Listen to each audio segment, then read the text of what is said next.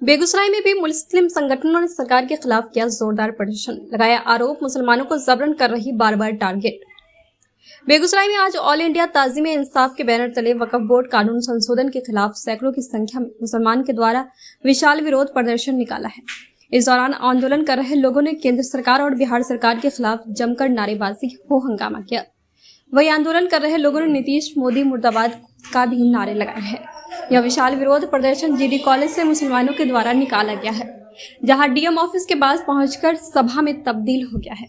इस दौरान उन्होंने कहा कि हम सरकार से मांग करते हैं कि जो वक्फ बोर्ड कानून लाया गया है उसको संशोधन कर खत्म करें। आज बेगूसराय के अंदर ऑल इंडिया तंजीम इंसाफ का वक्फ कानून के खिलाफ ये प्रदर्शन है और पूरे बिहार के अंदर में 12 और 13 तारीख को हमने भारत सरकार के अंदर जो राज्यसभा और लोकसभा में भारतीय जनता पार्टी ने गलत किस्म से जो कानून को पास किया वो उसके खिलाफ आज ये प्रतिरोध है।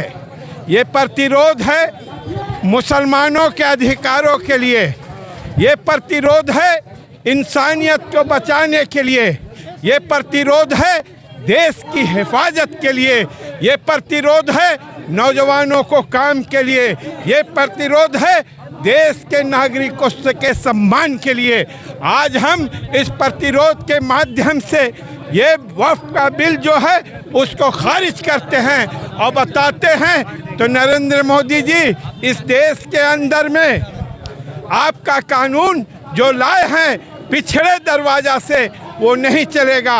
आज से कुछ साल पहले आप जानते हैं तो मनमोहन सिंह के समय जब संशोधन बिल हुआ था यही भारतीय जनता पार्टी समर्थन किया था। आज वो कौन सा बात है? तो आप इस वक्फ बिल के अंदर में कलेक्टर को अधिकार दे रहे हैं, वक्फ की संपत्ति को सरकार को बेचने का अधिकार दे रहे हैं, कब्रिस्तान और मस्जिद और मदरसा में ताला लगाने की बात कर रहे हैं। आज मुसलमानों के पक्ष में भी उनके कुछ चट्टे बट्टे बोल रहे हैं। क्या कारण है? तो आज आपको बोलना पड़ रहा है।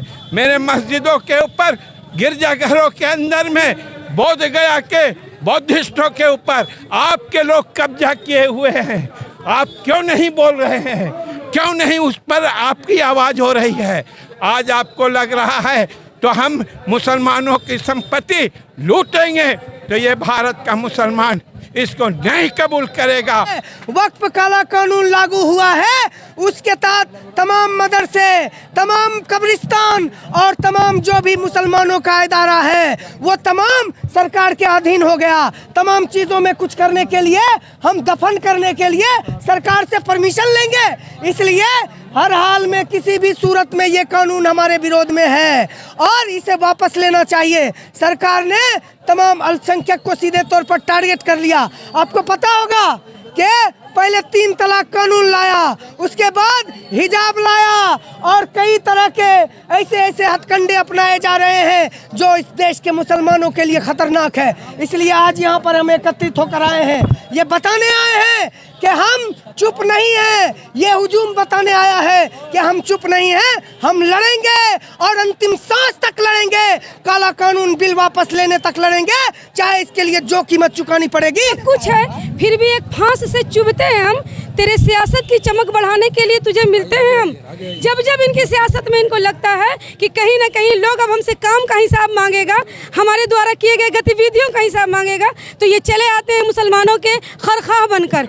आज जो इन्होंने संसद से आधी रात में पास करवाया है वक्फ अमेंडमेंट बिल, ये सीधे हम अल्पसंख्यकों पर हमला है।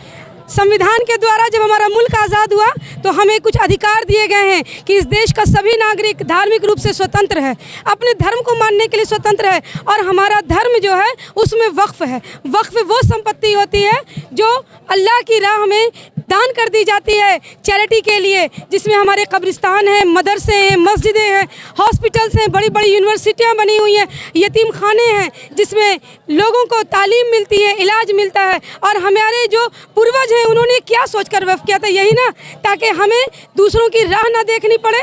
आज इन्होंने इस अमेंडमेंट बिल के नाम पर एक कानून बना दिया कि हमारे वक्फ में गैर मुस्लिम भी शामिल हो सकते हैं, डीएम इसके हेड होंगे। क्या मतलब है? संपत्ति हमारे बाप दादाओं की दान में हमने दिया, आप हमारे सर पर लाकर हाकिम बैठा देंगे? ये नहीं चलेगा।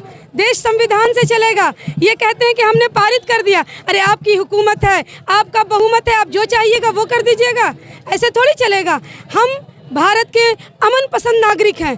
हम वो लोग हैं जो अमन के साथ इस मुल्क में, अपने मुल्क में जीना चाहते हैं, तो हमें आप जीने नहीं देते हैं। कभी आप चले आते हैं, 2014 से लगातार देख रहे हैं, कभी 3 तलाक का रेशियो जाकर देखिए कितना है।